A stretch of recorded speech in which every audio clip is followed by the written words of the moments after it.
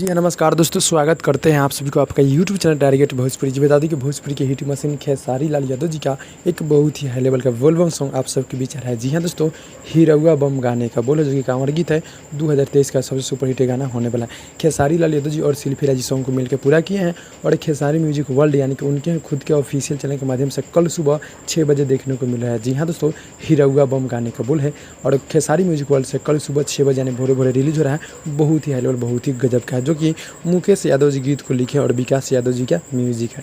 काफ़ी गजब की म्यूजिक देते रहते गाना कल सुबह 6 बजे आपसे कुछ देखने को मिलेगा। आप लोग तैयार हो जाएगा।